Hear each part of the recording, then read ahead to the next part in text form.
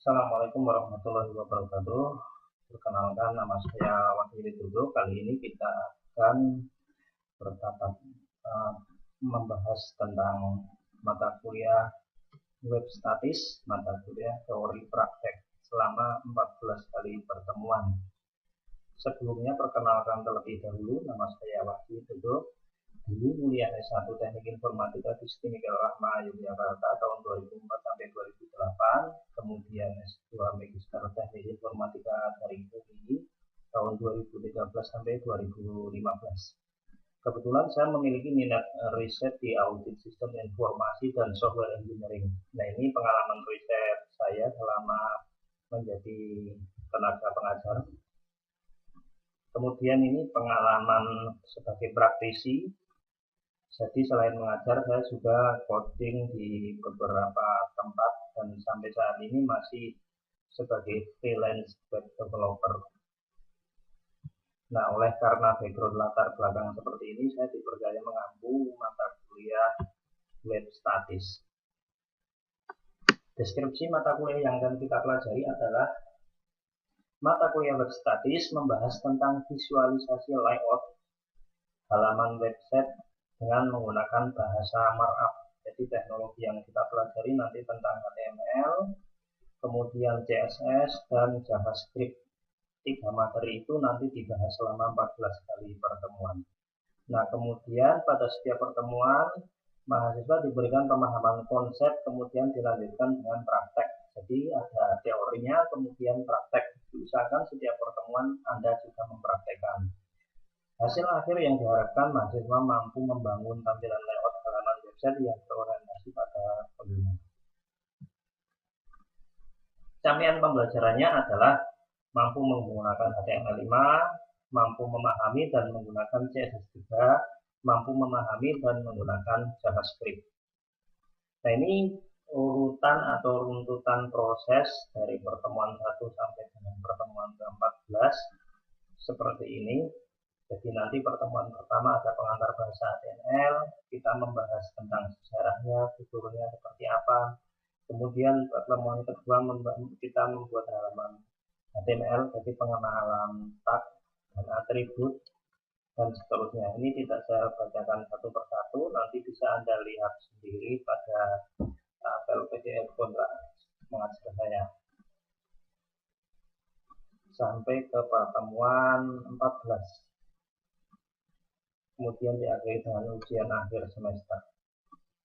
Kemudian dalam hal evaluasi penilaian itu Anda nanti diberikan tugas 1. Jadi penilaian tugas 1 itu setelah pertemuan ketiga itu bobotnya 20%, ujian tengah semester 20%. Kalau ini jadwal mengikuti akademik. Kemudian tugas 2 itu setelah pertemuan 10 itu 30%, ujian akhir semester 30%. Total skor 100. Kalau Anda lihat di sini tidak ada komponen absensi. Jadi lupa saya udah absen rutin tapi kok nilai saya jelek lah. Kemungkinan Anda tidak mengerjakan dari komponen ini. Jadi tidak ada absensi yang digunakan untuk penilaian. Tolong diperhatikan. Jadi kalau memang mau nilainya bagus ya harus terpenuhi tugas 1, ujian tengah semester, tugas 2, ujian akhir semester ini harus mengerjakan semua. Nah, ini rentang penilaian, kalau ini udah standarnya SNDikti, jadi Direktur Perguruan Tinggi, tentang penilaiannya seperti ini. Untuk mencapai nilai ini sangat mudah ya, sangat mudah karena saya tidak pernah memberikan tugas dadakan. Jadi pasti ada rentang waktu. Jadi kalau alasan wah Pak tempat saya itu sinyalnya jelek, itu tidak ada karena pasti ada rentang waktu untuk mencari tempat yang sinyalnya bagus. Ini selama masa daring seperti ini. Kemudian buku referensinya ini ada buku referensi yang berbahasa Inggris. Ini yang punya saya ada yang seperti ini. Kemudian referensi lain bisa dari HTML, bisa dari buku-buku lain yang membahas tentang HTML, CSS, dan JavaScript. Kemudian peralatan yang dibutuhkan yaitu koneksi internet yang pertama, karena ini masa daring dalam jaringan, maka koneksi internet itu yang pasti. Kemudian laptop atau PC, kalau menggunakan HP memang susah ya. Kemudian kalau software itu WAM dan Exam tidak perlu karena ini statis. Kemudian software text editor bisa menggunakan Notepad++ atau Visual Studio Code. Nah, jika ada yang belum jelas, Anda bisa memanfaatkan WA Group atau mengirim email ke wahyu@rahma.ac.id. Kita lanjut ke pertemuan pertama tentang pengantar web statis. Nah, poin yang kita bahas yang pertama adalah definisi web statis, kemudian apa itu HTML dan asal-usul HTML, kemudian perkembangan versi HTML. Web statis itu apa? Web statis adalah website yang mana pengguna tidak bisa mengubah konten dari web tersebut secara langsung menggunakan browser. Jadi kalau web dinamis sudah ada integrasi database-nya, ada layer database-nya yang dipakai untuk mengolah data. Sedangkan kalau web statis itu batasan pembahasannya adalah apa yang ditampilkan saja yang ada di browser. Jadi yang kita bahas nggak sampai ke programmingnya, cuma bahasa markup, CSS, kemudian JavaScript. Kemudian apa itu HTML? Merupakan bahasa dasar untuk membuat sebuah website atau disebut sebagai fondasi dasar. Pengertian HTML kalau menurut Wikipedia adalah HTML itu adalah sebuah bahasa yang menggunakan markup atau penanda untuk membuat sebuah halaman web. Jadi bukan bahasa pemrograman HTML, sekali lagi hanya bahasa penanda yang menggunakan markup. Penanda atau markup ini nanti akan kita sebut sebagai tag. HTML berperan untuk menentukan struktur konten dan tampilan dari sebuah web. Nah, kalau diilustrasikan seperti ini ya, ada sebuah bangunan batu bata atau bata merah, itu dianalogikan sebagai HTML. Kemudian plesteran dan acian, kemudian habis bata merah itu kan biasanya diplester. Habis diplester kemudian diaci dan dicat. Nah, yang cat membuat sebuah tampilan menjadi berwarna itu adalah CSS-nya. Jadi tampilannya udah indah, tidak kotaan bata merah tapi udah halus, kemudian ada warna catnya. Nah, ini adalah peran dari CSS. Kemudian untuk analogi JavaScript adalah ketika di dalam tembok itu ada sebuah jendela. Jendela itu bisa dibuka, ditutup, membukanya bisa soft. Nah, itu adalah peran dari JavaScript. Jadi artinya kalau analogi di bangunan. Dalam membuat halaman website, HTML tidak sendirian. Ada bahasa lagi yang menjadikan pelengkapnya yaitu CSS yang untuk memperindah tampilan. Kemudian JavaScript yang dipakai untuk interaksi. CSS adalah bahasa khusus yang digunakan untuk memperindah tampilan website. Sedangkan JavaScript memiliki tugas membuat halaman web menjadi hidup. Karena dengan JavaScript kita dapat menentukan fungsi-fungsi maupun efek yang akan diterapkan di sebuah website.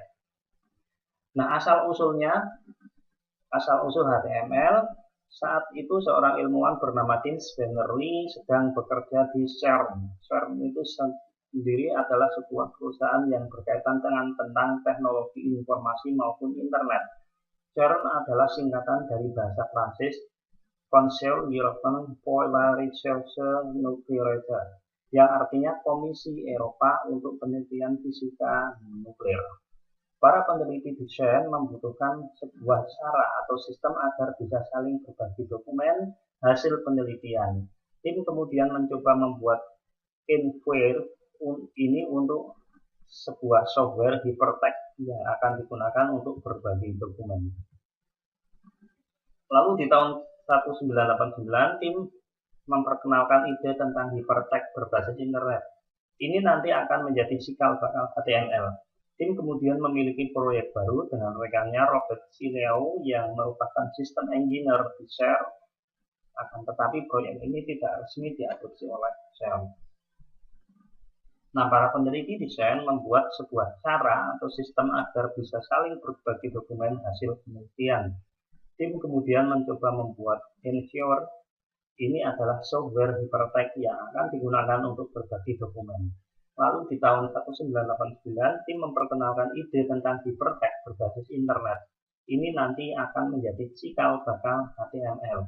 Tim kemudian melalui proyek baru dengan rekannya Robert Cileau yang merupakan sistem engineer di CERN, akan tetapi proyek ini tidak resmi diadopsi oleh Pada akhir tahun 91, tim Berners-Lee menerbitkan dokumen yang berjudul HTML Stack. Dokumen ini berisi penjelasan tentang 18 tag awal yang menjadi konsep dasar HTML. Kalau sekarang malah udah ratusan ya. HTML sebenarnya dirancang berdasarkan pada konsep bahasa markup yang dikenal dengan SGML, Standard Generalized Markup Language. SGML adalah sebuah standar internasional untuk membuat dokumen dengan tanda markup seperti paragraf, list, heading, dan lain-lain. HTML adalah implementasi dari SGML. Nah, kalau kita lihat beberapa tag seperti title, paragraf, link, heading 1 sampai heading 6 itu berasal dari SGML. Namun tidak semua yang ada di dalam HTML berasal dari SGML. Salah satunya adalah hyperlink yang murni hasil pemikiran tim Berners-Lee. Ide tentang HTML ini kemudian disebarkan dalam sebuah mailing list dan segera menjadi perhatian berbagai ilmuwan komputer di seluruh dunia. Nah, ini adalah foto Pak Berners-Lee, kemudian ini adalah Pak D. Robert Sileo dari tim Berners-Lee.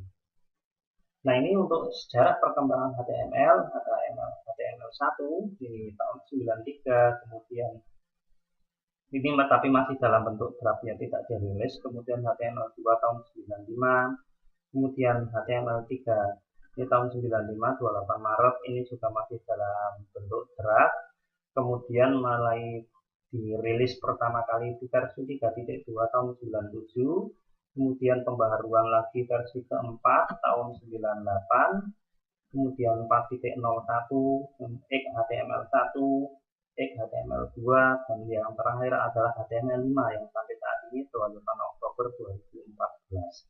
Itu adalah runtutan sejarah dari HTML.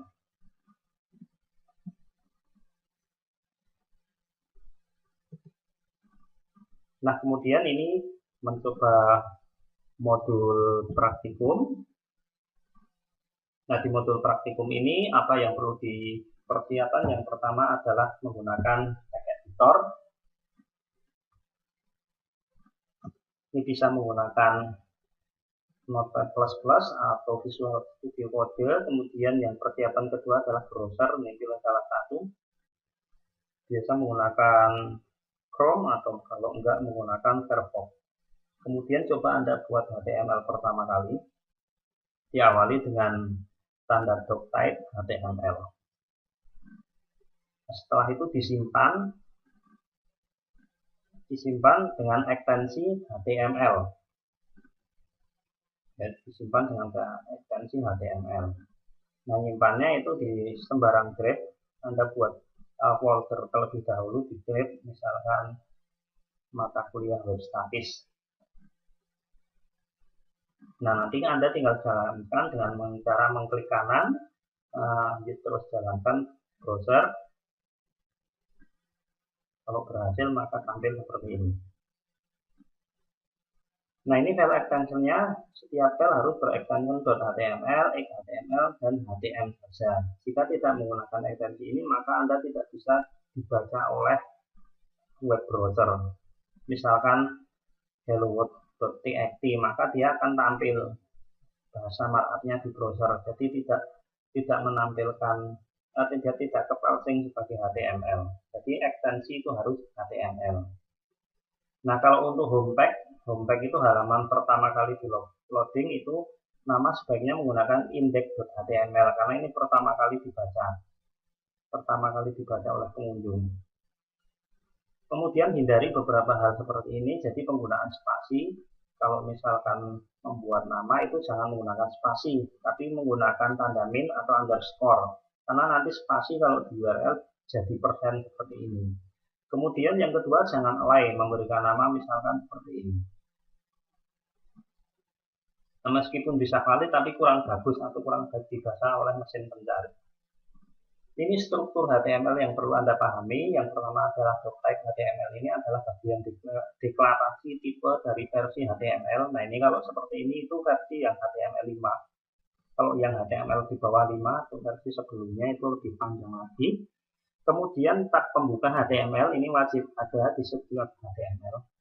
Jadi ini struktur yang harus dipenuhi untuk dibaca sebagai HTML. Tanpa struktur ini maka tidak bisa dibaca sebagai sebuah HTML dan resikonya browser tidak bisa menampilkan halaman web yang diinginkan. Nah, ini tag pembuka untuk HTML wajib ada di setiap dokumen. Kemudian ini head atau yang disebut sebagai header. Ini tag untuk membuat judul atau title di halaman browser. Kemudian di antara tag body ini adalah bagian tubuh dari HTML.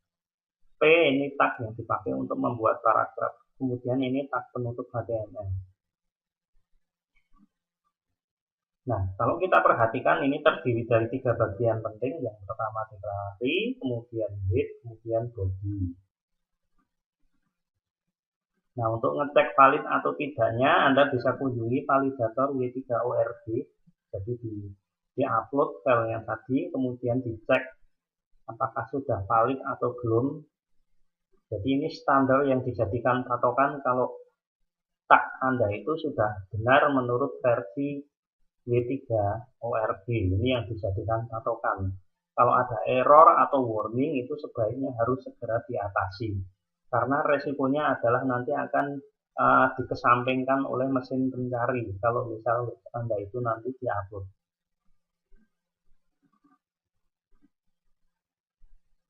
Nah, ini nanti Anda praktekkan, silahkan kalau ada pertanyaan bisa memanfaatkan ya grup. Terima kasih. Assalamualaikum warahmatullahi wabarakatuh.